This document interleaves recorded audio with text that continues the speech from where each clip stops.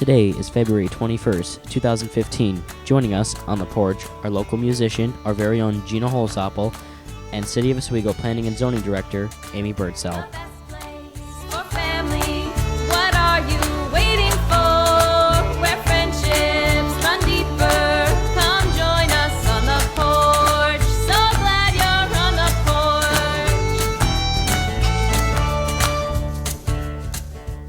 That's right, folks. It's another segment of On the Porch Radio Hour. And we're so glad that you're here. And we're so glad that our guests are here at the farm. And our audience is here at the farm. And we have an audience on Concert Window. And thanks for listening to the podcast, too. Usually I tell a story about how our guests made it to us. But this week's a little different because I actually went to our guest. I was sent on a recruiting mission. And I ended up in Aspen, Colorado. And as I was traveling through that state in the winter and trying to find a good road to get to where I wanted to go, I found myself thinking, I am not going to stay awake. I'm not going to do it. I'm going to fall asleep behind the wheel. So I need to find myself some of that liquid stimulant. And so, like a beautiful sunset, there on the horizon was a Starbucks.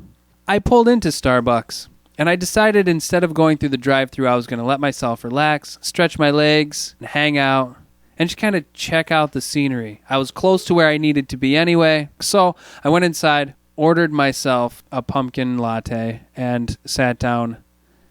And as I was waiting for them to call out my drink order, a woman walked up, and they put my drink on the counter, and she picked it up and very happily started drinking my pumpkin latte. All I could do was stand there and watch. I had no idea what to do. So I just kind of hung out until the guy behind the counter said, that's actually his. Yours will be up in a minute. And she got all flustered and tried to, have him put it in a different cup and then tried to, buy my drink. And it was just really weird. So I said, listen, you just drink that one and I'll drink yours when he puts it down and we'll call it even because I think we ordered the same thing anyway. And so we kind of called it square. And then I went to sit down, and then I realized that this woman that was drinking my coffee was the person I was sent to recruit. So I said, Amy, come sit down. I'm here to get you on the porch. And more importantly, I'm here to get you to Oswego. And so there it was. And that's how it all began. And we sat there, and I asked her about all of the wonderful things she was going to do in Oswego, if I could get her there. And, of course, by the end of the conversation, after she was done drinking my coffee, we decided it was going to happen. And I got her here. And so now she's here, and she's ready to be on the porch, and life is just incredibly exciting. And so we're so glad to have Amy Birdsall here. And we're also really glad to have music director Gina Holsopple here. Gina, you're on the porch.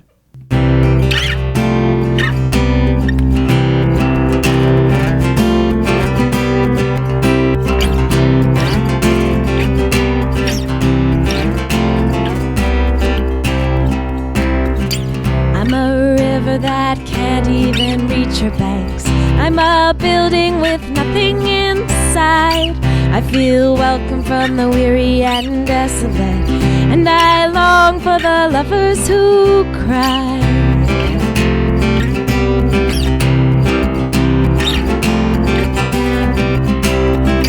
I'm a treasure, but nobody looks for it.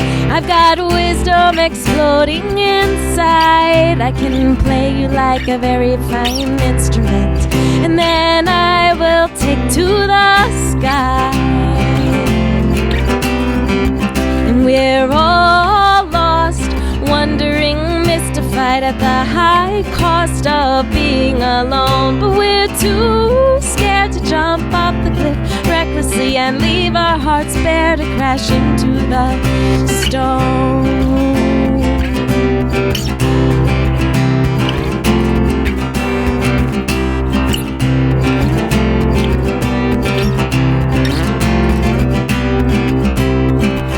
I'm a tree in the autumn that's wonderfully colorful, but the winter will come and my leaves will all die.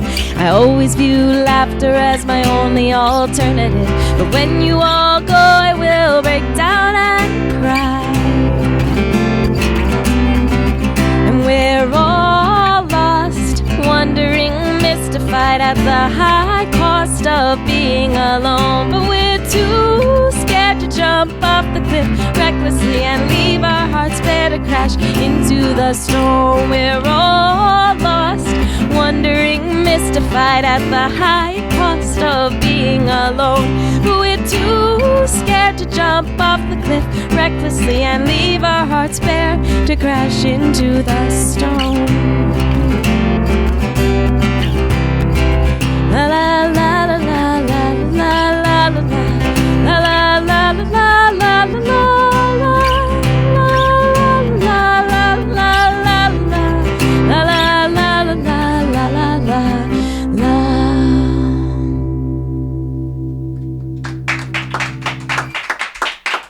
Thank you.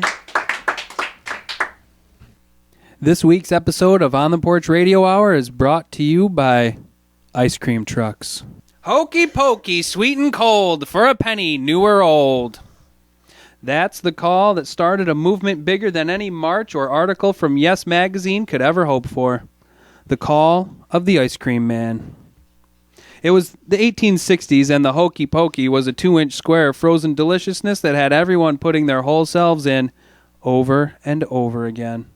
Sold from street wagons, this treat was a call to anyone with pocket change and therefore brought blue-collar workers, white-collar executives, and barefooted children together in one spot. That's unity, friends. Built on a 2-inch square of frozen milk, gelatin, and some vanilla and sugar.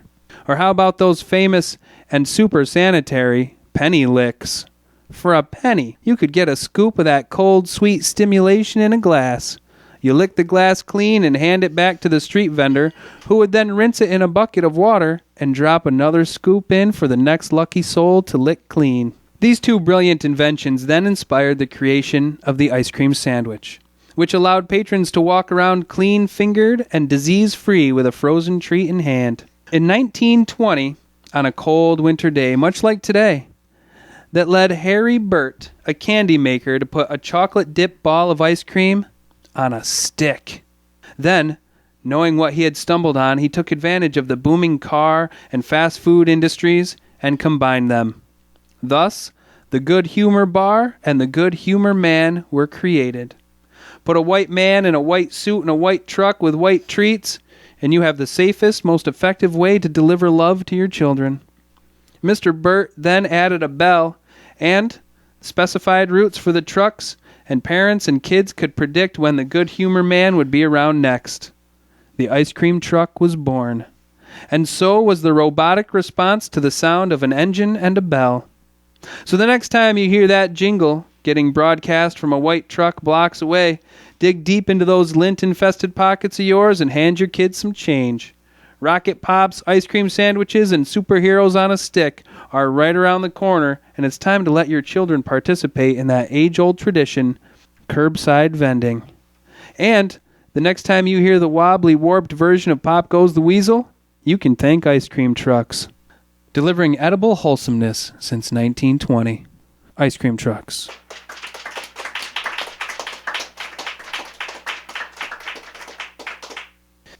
We've gotten fantastic response about the incredible on-the-scene reporting from our investigative reporter, Mobile Holmes. So, we have sent Mobile on another task.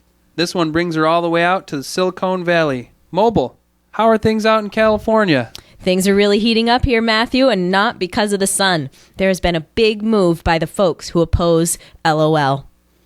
Oppose LOL? That's right. Not AOL, but LOL. Laughing out loud. This all too common response to a funny email or text is seen as limiting by a number of opposition groups. Many oppose this particular description of laughing as stale, narrow, and one-sided.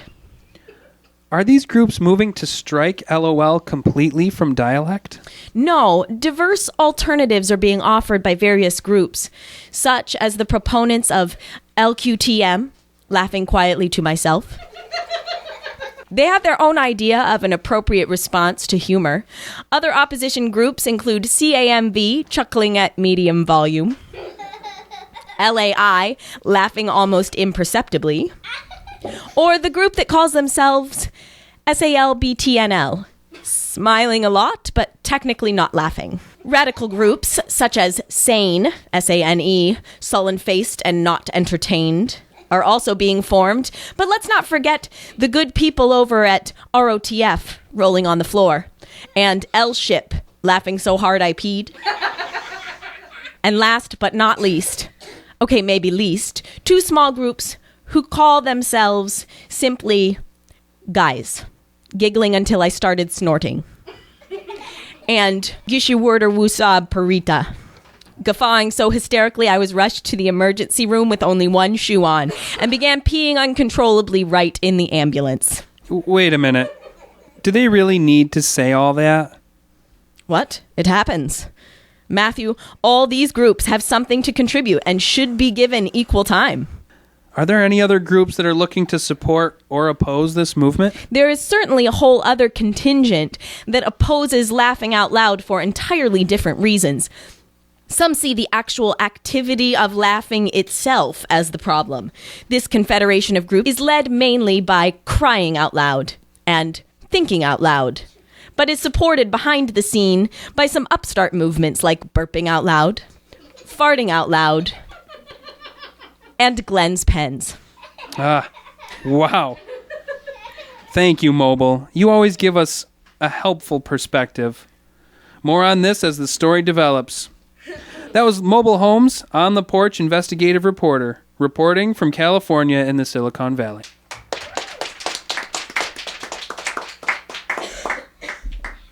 So for the last 6 months, Amy Birdsall has been the planning and zoning director for the city of Oswego. She's been working on numerous projects, improving all sorts of cool things in the city. Welcome to On the Porch, Amy.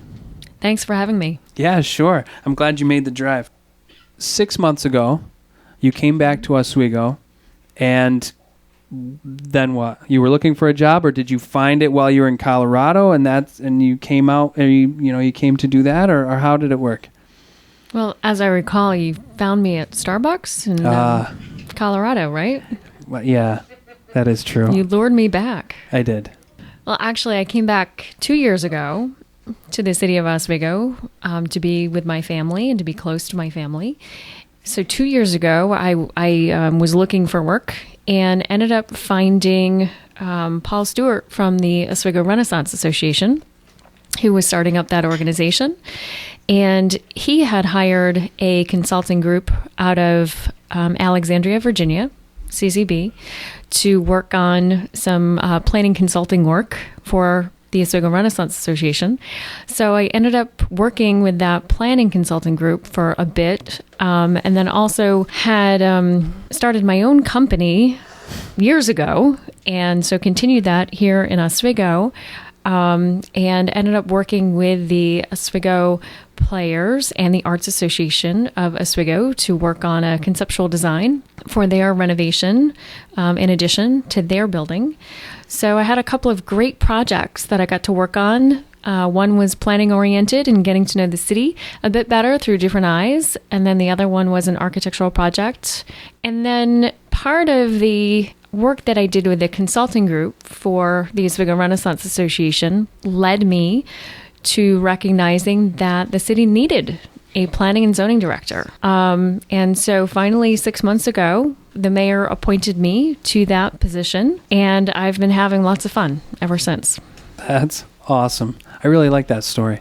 And I really like your plans for the AAO and Players Building, too.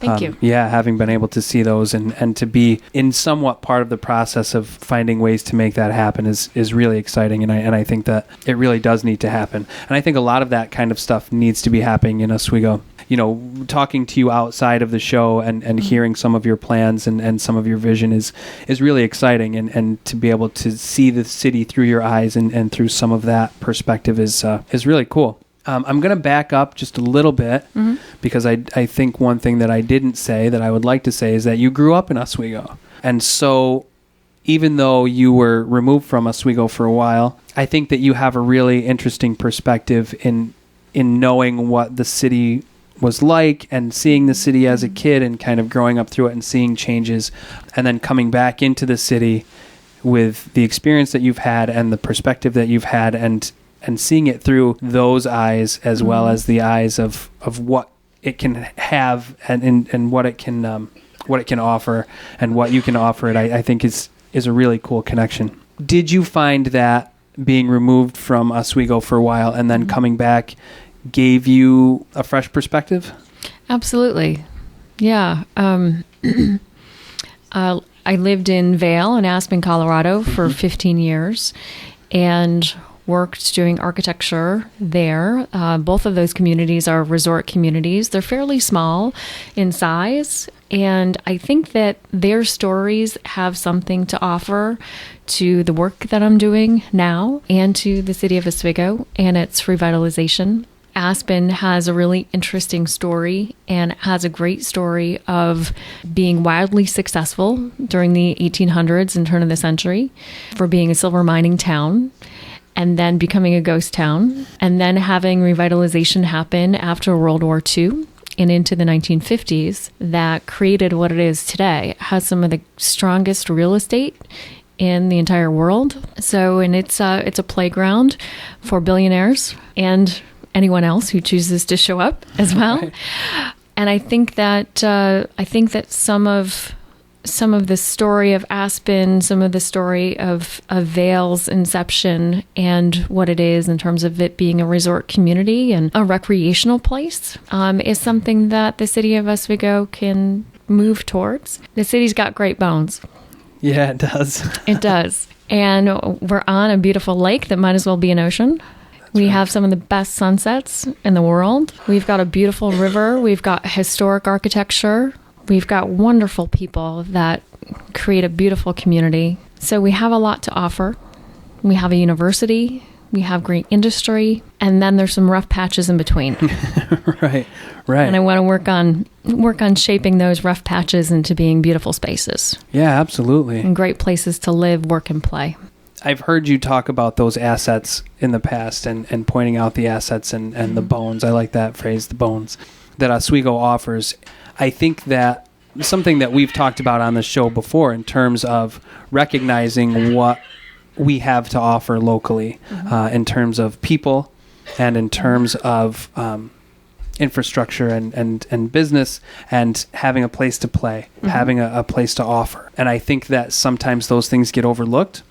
It's really, really fantastic that we have somebody like you that grew up in the area and knows some of that history and was able to go to another place that everybody knows. Everybody knows those names, Vail and Aspen. And to be able to learn those stories and then come back to Oswego and say, we have this, we have this opportunity, and being able to be a voice and in a position where you can help people see that, I think is really important and really exciting, actually. So you are involved in several different projects, and you've done some stuff already in the last 6 months and before you started in this position 6 months ago. Tell us about how, briefly explain some of the projects that you've been working on, and also how that stuff comes about, whether it's through grants or through local fundraising and how people are able to do this stuff locally. Okay.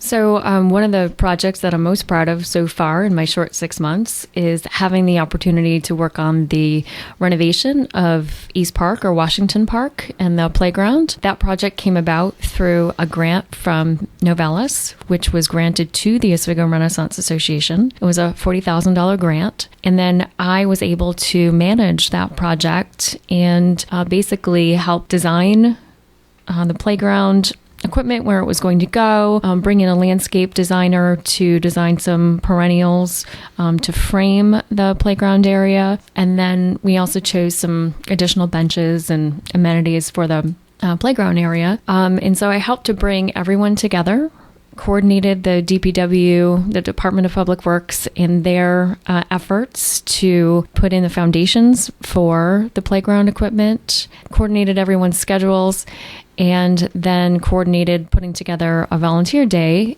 so that the Novellis employees could come and volunteer and help finish some of the playground equipment installation. And it was a great success. Really was a wonderful weekend that we had finishing everything up.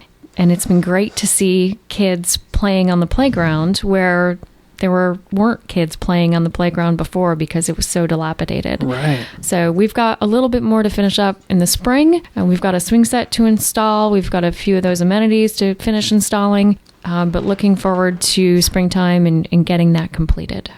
What is it like to be on the edge of, or at the front, I guess, of organizing something like that, where you're doing something locally with a business that's local, providing the funds to do that, and incorporating local volunteers? It's just, hearing you tell that story feels really good, to have all of those things being so local and bringing people in and seeing that happen. It's fantastic that we have a corporation who's so dedicated to the community and giving to the community. That was a really huge gift that they gave. And it's very inspiring, and I feel very grateful to have had the opportunity to have gotten to work on that. It is a big gift, and I think you're proving to be a really big gift for the local area as well. In the notes that I was reading or talking to you about before the show, there was some mention of a future plan. So there's like a 2020 plan for the city of Oswego. And I think that that's really exciting to know that people are thinking out that far ahead and are taking, it almost feels like a managed growth kind of vision, so it can be sustainable and it can work and it can happen. My last question for you is, but anyway, what I would like to hear you talk about, and in whatever way that you can, give us some of that vision and some of your vision of what kind of things we can be looking forward to in the next 5 years in Oswego. Yeah, the 2020 plan was developed back in 2003. Actually, there was a consulting firm that was hired to help develop a sense of what the community might be able to turn into. Lots of communities have comprehensive plans developed. It's actually part of the legal structure of moving forward in a community, so it's a really helpful document. And our 2020 plan was then updated also in 2011. So recently just going through that 2020 plan and looking to see what's in there and what have we accomplished so far and what have we yet to accomplish. I think in the next couple of decades, actually, there's a lot to do. And I hope that we'll be able to move forward more swiftly and make some dramatic improvements to the community in using that document a little bit more thoughtfully and forcefully.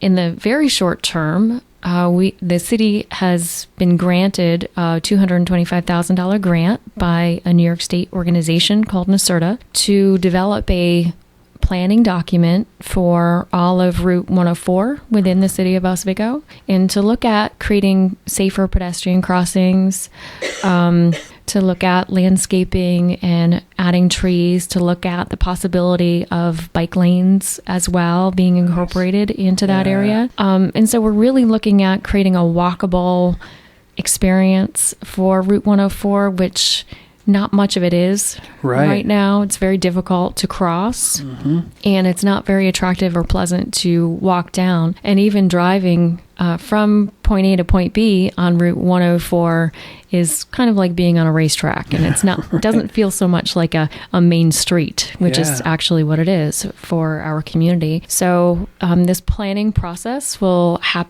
start soon, and will go for about a year or so. And that planning document then will lead us to the next phase, which will be sourcing funding for implementation, and then finally implementation. So I would expect that the whole process will take about 5 years to complete. So that'll be something exciting to look forward to. Real exciting. It has serious economic implications for the community as well, positive ones. And other communities that have done similar projects have seen great economic development happen on that corridor that's been revitalized and modernized. So That's really exciting. Thank you, Amy. And it's been really great to have you on the show. And it's really exciting to hear all of the stuff that that you're part of and that the city is doing, and that they're putting you in kind of at the wheel of that is really cool. So good luck to you, and I will probably be connecting again in the future to hear how it's going and to hear more about it. So thanks for being on the show, Amy. Sounds great. Thank you so much. All right.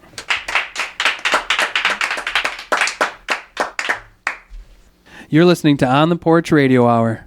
We'll be back in just a few minutes. What's happening in Central New York is brought to us by iHeart Oswego. Identity Tides is a video art installation by SUNY Oswego Communication Studies Associate Professor Jane Winslow and art instructor Barbara Stout, using multiple artistic media to explore the subject of gender identity. Searching is a student-curated collection of photography from Syracuse's Lightwork. Both exhibits will run through February. Visit oswego.edu or call 312-2113 for more information. The Oswego Players present The Odd Couple, which closes this weekend, tonight at 8 p.m. and Sunday matinee at 2 p.m. Visit www.oswegoplayers.org for more information. The CNY Arts Center hosts a Writers' Cafe the last Sunday of the month. Everyone is welcome to come and share what they are working on. The next session is tomorrow at 6 p.m. And the Dessert Theater series continues March 21st with John, His Story. Visit cnyartcenter.com for more information. Colette Theater in Pulaski is hosting an Oscars party tomorrow at 6 p.m. Admission is free. Visit colettetheater.com for more information. CNY Playhouse's production of Clybourne Park closes this weekend. The show won a Pulitzer Prize in 2011 and a Tony Award in 2012, and the local production is receiving great reviews as well. Visit cnyplayhouse.com for more information. The Oswego Music Hall presents Vance Gilbert with opening act Allison and Zoe tonight at 7:30 p.m. The new songwriters series The Hook at the Oswego Music Hall is Friday, February 27, featuring John McConnell, Jeffrey Pepper Rogers, and Colin Aberdeen. The show starts at 7:30 p.m. The Red Room Sessions at the Wooden Apple Farmstead is a time for songwriters, musicians. The Red Room Sessions at the Wooden Apple Farmstead is a time for songwriters, musicians, and anyone else who wants to build their musical skill and knowledge to get together. We share songs we are working on, bounce musical ideas off each other, and we usually have time to just play a little music. This is a supportive environment where all levels of songwriting and musical experience are welcome. It is the final Sunday of each month. The next session is tomorrow, February 22nd at 6 p.m. So I'm going to welcome back to the microphone On the Porch Radio Hour music director Gina Holsopple. Thank you. Yeah. So Gina, you went pretty Gina Holsopple old school on that first song that you were playing earlier. I did. That's a song I wrote 16 years ago now. Man, is that that's one of the first ones that you recorded? That I'm willing to play for people, yeah. All right. So are you going to stay in the old Gina Holsopple era? I am. The next song I'm gonna play is slightly more recent, about 13 years ago. Nice. I wrote it when I was living in New York City, and I wrote it in honor of a couple of friends of mine. They were 4 and 7 at the time, and I lived in a house with a bunch of other people, and my job was kind of creating community and taking care of the physical plant of the house. And one of my jobs was watering the plants. And I used to find all of these figurines in the plants. And so I knew that they belonged to these 2 little girls, and so I sat down one Saturday morning and I pulled out all their little figurines and I said, "Tell me, who are these little guys?" They said, "Well, there are fairies. And they all live in the plants. And they all have a story." And so they proceeded to tell me all of the stories of these little fairies that lived in the plants. And they got to the last one and they said, "This one's our favorite because she's a little different. She's a little weird and we like that." I said, "Okay, tell me about her." They said, "Well, she's called the Rain Princess Fairy. But she doesn't like the rain."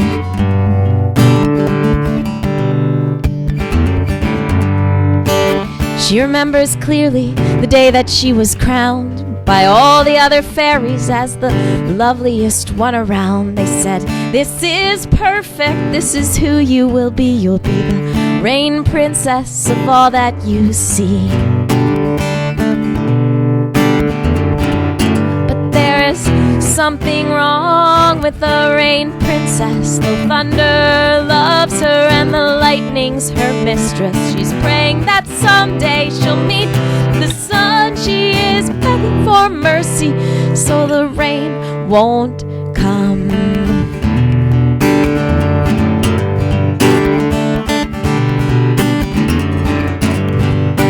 And all her lovers think she's so grand when she fills up the sky and reaches down her hands. And though she loves to quench their thirst, she wishes there was someone to take care of hers. But there is something wrong with the rain princess. The thunder loves her and the lightning's her mistress. She's praying that someday she'll meet the sun. She is begging for mercy so the rain won't come.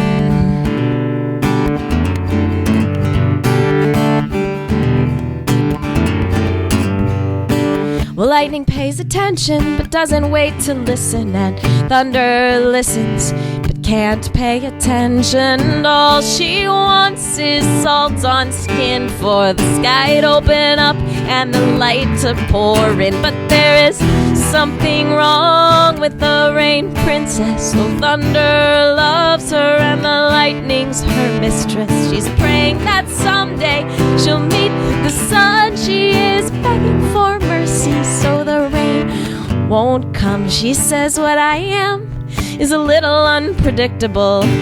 Where I am going, I know may be difficult, but there is joy and it's seeping through the cracks, and there is laughter that can't be held back. But there is something wrong with the rain princess. Though thunder loves her and the lightning's her mistress, she's praying that someday she'll meet the sun. She is begging for mercy so the rain won't come. There is something wrong with the rain princess.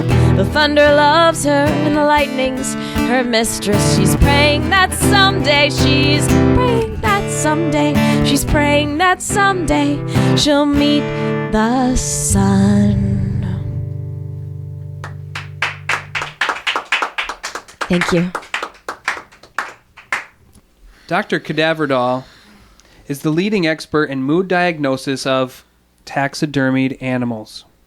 She's been analyzing and diagnosing stuffed animals for 20 years.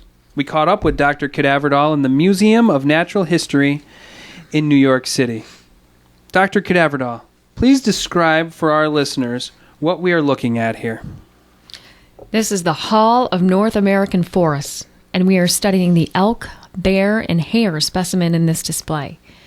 You can see how the animals are expertly restored and well displayed here. Yes, they look so lifelike.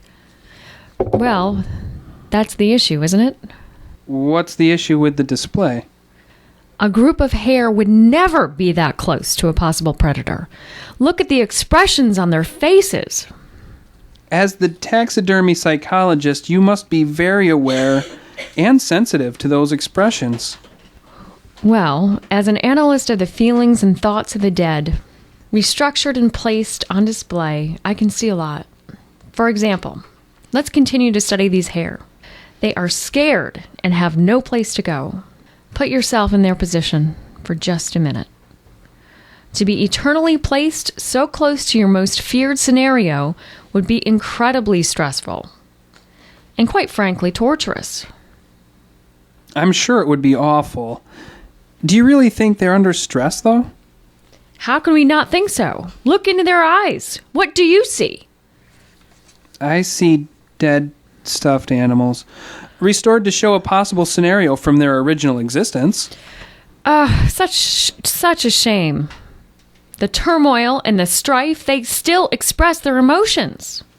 You know, Doctor, I have heard a theory that to try to study the emotions of a taxidermied animal is really just a look into yourself. I've heard that taxidermied animals really just reflect our own emotions. What are your thoughts? I think you, like so many, have been tricked by the allure of an urban legend. If you truly take the time to study their inner reflections of these displayed dead animals, you will discover there is some life in there yet. And the lives of the hare in this display are depressed, they are scared, and they are very anxious. Yes. Well, here's a question. Since we are on the topic of these hare, how do you see the role of the jackalope and what it plays in the world of taxidermied animals? Interesting. The jackalope is the most emotionally rich of all of the taxidermied creatures. Think of all the weight of carrying two emotional bodies in one. The jackalope has so much to say. Wow. Okay. How about these bison? The bison are also very sad and repressed in their existence. Look at the way they're expressing the plight of their whole race. Chased, gunned down, completely slaughtered to an almost extinction. How can they feel anything but that? Yeah, I don't know. They look pretty content to me. They're all together with their family in a warm, safe place. No hunters nearby. Ah, how frustrating and naive your vision is. Those big, sad eyes. The way they hang their heads in defeat. Just waiting. Poised for the next strike by a modern-day Buffalo Bill. Well, Doctor, that's all the time we have for this segment. I look forward to future meetings with you, though, as we dissect the emotional states of stuffed and displayed animals. Any ideas of what we can expect from our next segment? I'll be soon moving to the Triassic period. You will surely be able to see the woes of those poor skinless creatures. Until next time, folks, I'm Matthew Wood from the Museum of Natural History with Dr. Cadaverdall, saying good night.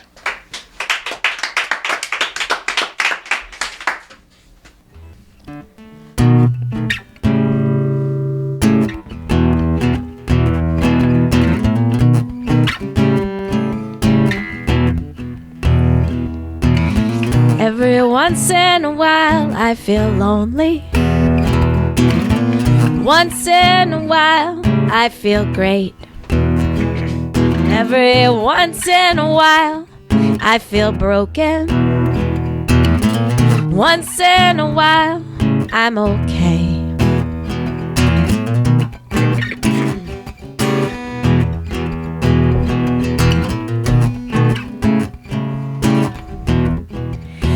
I believe there's magic in the ground. I believe there's magic in my bones. We are all a part of something. I believe that no one is alone.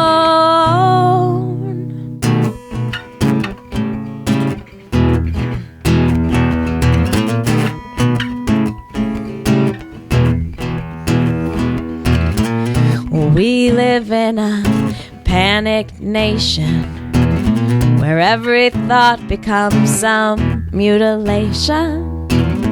Every hope is seen as a false distraction until we're back on track with dissatisfaction. I believe there's magic in the ground. I believe there's magic in my bones. We are all a part of something. I believe that no one is alone.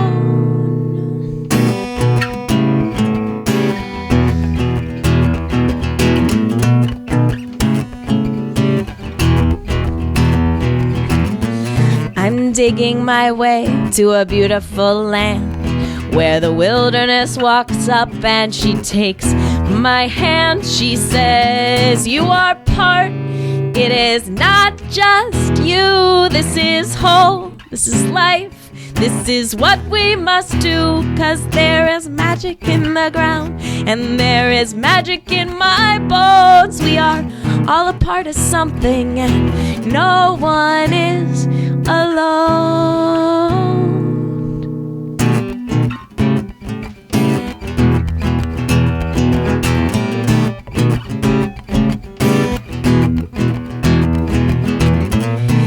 There's a bigger voice that is calling.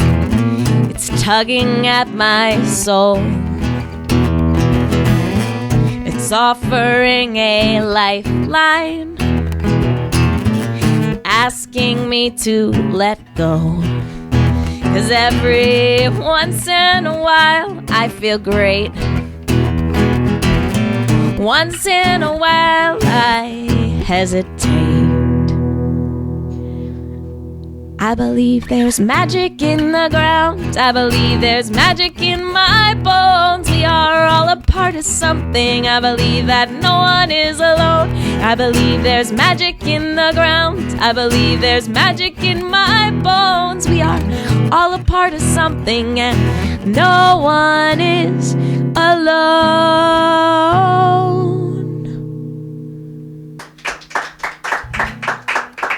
Thank you. So, Gina, have you been working your way up the timeline? I have. That last song, it's about 6 years ago now. Mm-hmm. Sounds right. From not my latest album, but the album before that, called Magic.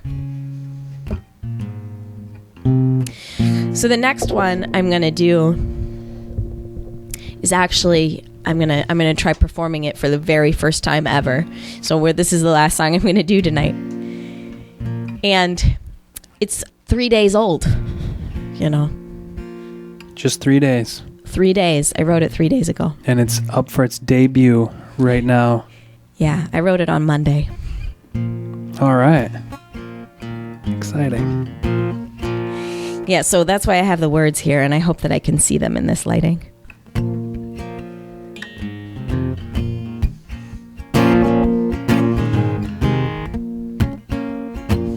Kind of different stylistically as well.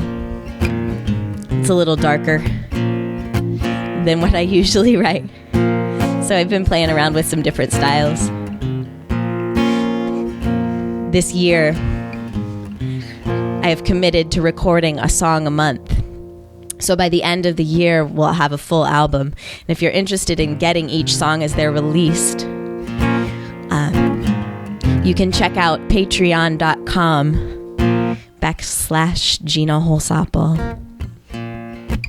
So I've released January's song. February's song will be released on Sunday. Very excited about. And then we'll head into the recording studio again the beginning of March to record another one. So it's been fun to kind of play around with some different songwriting styles.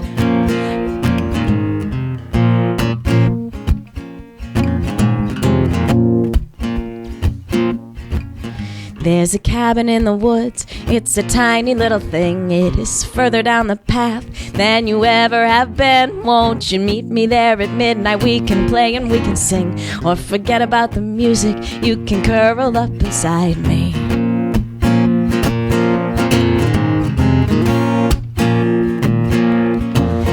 There's a cabin in the woods that I built with my own hands. It's got a couple little leaks, but it's not too bad. It's a place I always run to, no one else has ever been. But if you meet me there at midnight, you might understand. I can tell you all my secrets, I can say I'll never lie. I can share with you my laughter, you can hold me while I cry.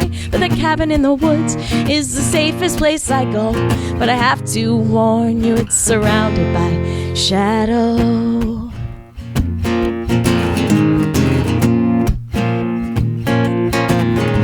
My cabin in the woods took a little while to build. I had to find the perfect spot where the air is still, where the quiet overtakes you. The only sound's my beating heart, where I might share with you my breathing if you dare to come that far. Everyone who's ever held me winds up getting burned. I carry matches in my pockets just in case you turn. But the cabin in the woods is the only place you'll know me. I have to warn you, it's surrounded by shadow.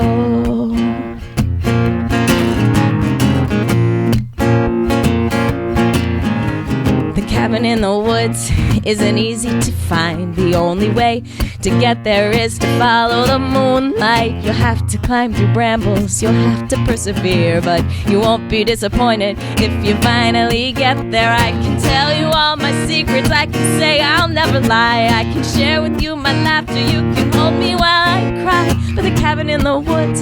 It's the safest place I go, and I have to warn you, it's surrounded by shadow.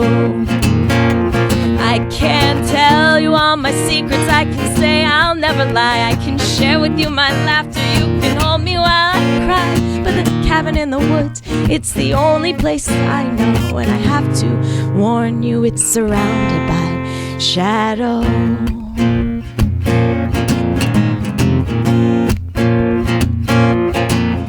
There's a cabin in the woods, it's a tiny little thing.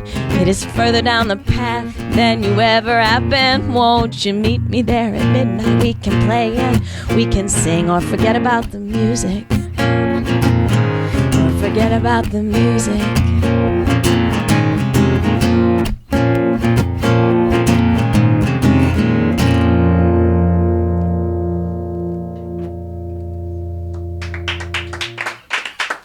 Thank you.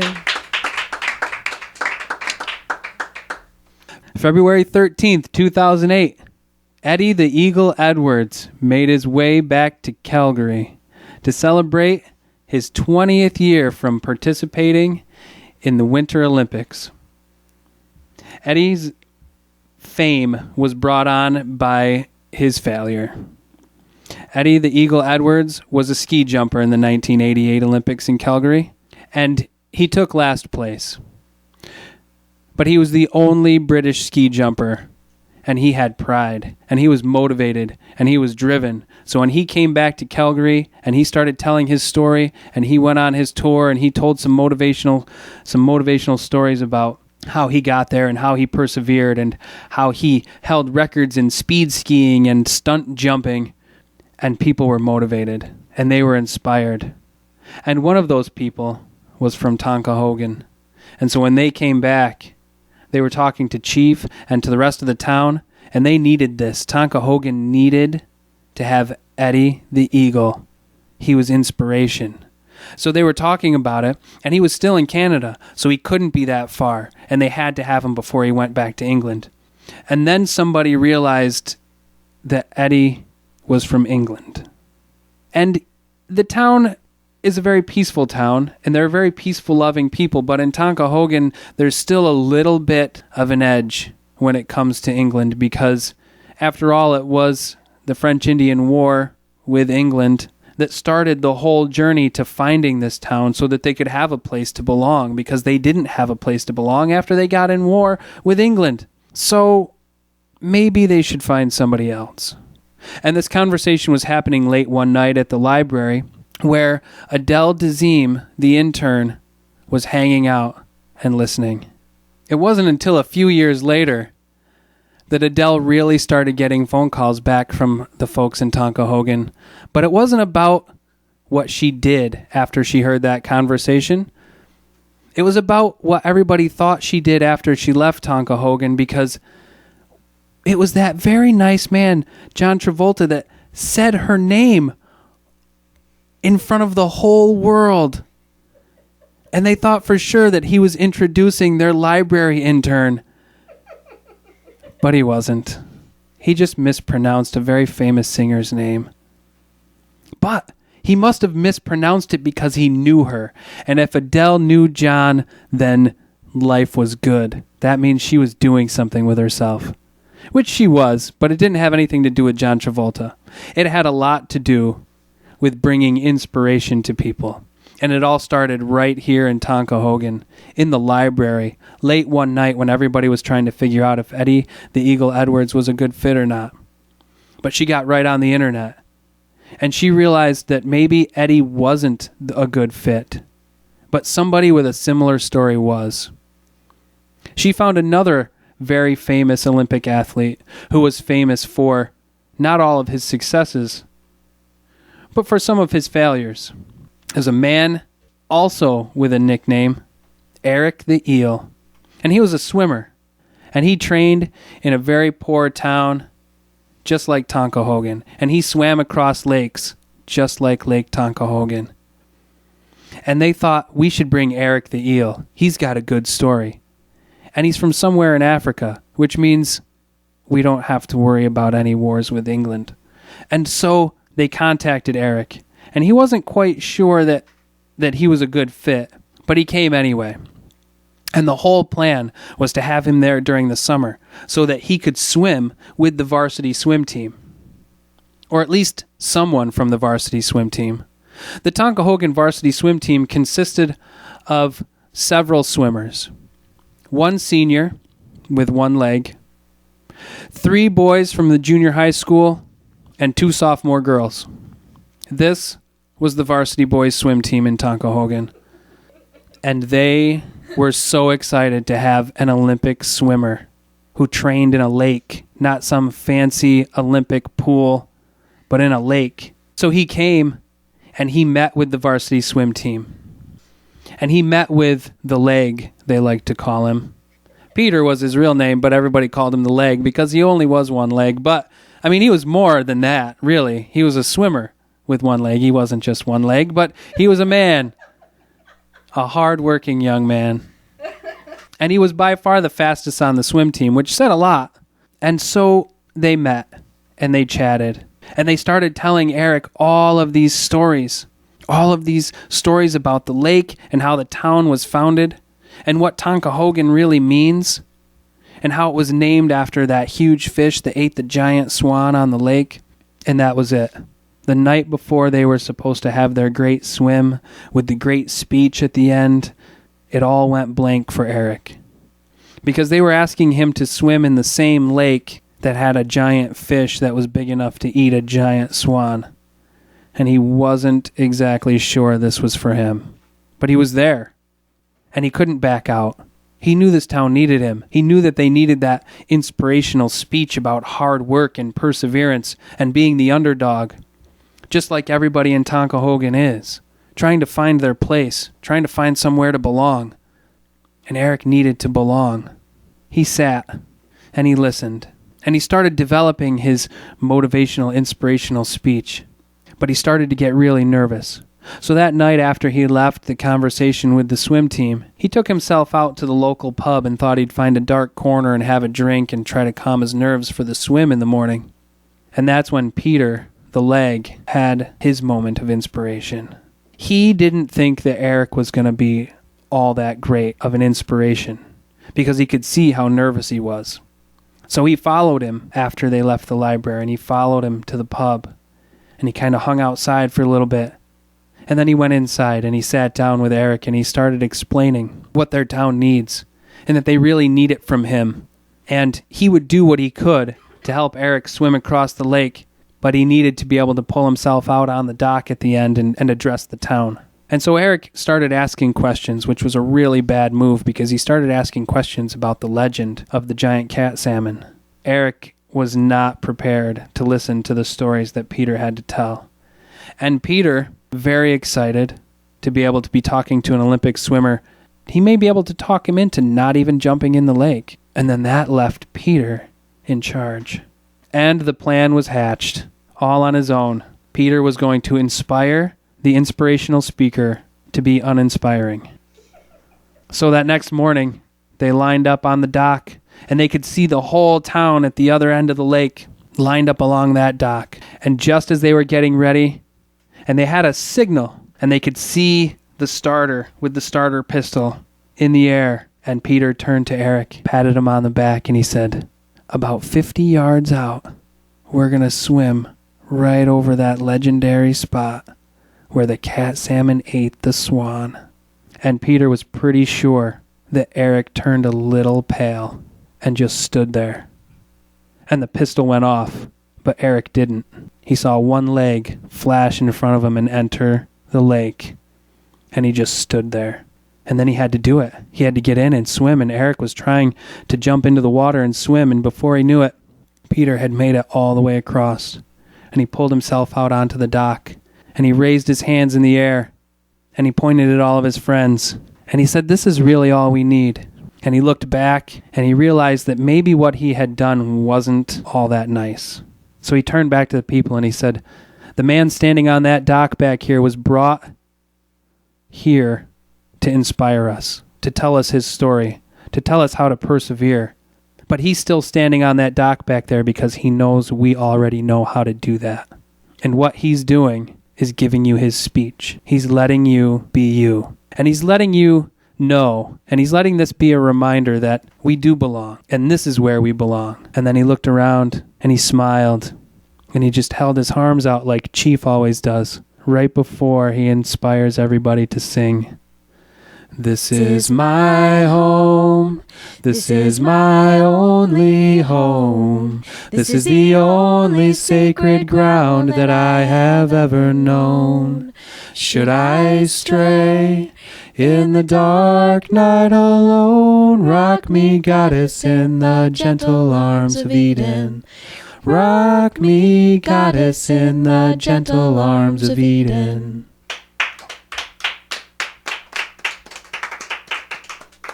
This has been On the Porch Radio Hour. Thank you so much for joining us once again, and I want to thank Amy Birdsall for joining us on the porch. I'm so glad you were here. I'm so glad that everybody on Concert Window is here. I'm so glad that everybody that came to see the show live is here, and I'm so glad that you're listening on our website. Keep coming back. Keep giving us support, and peace to your journey. We'll see you next time.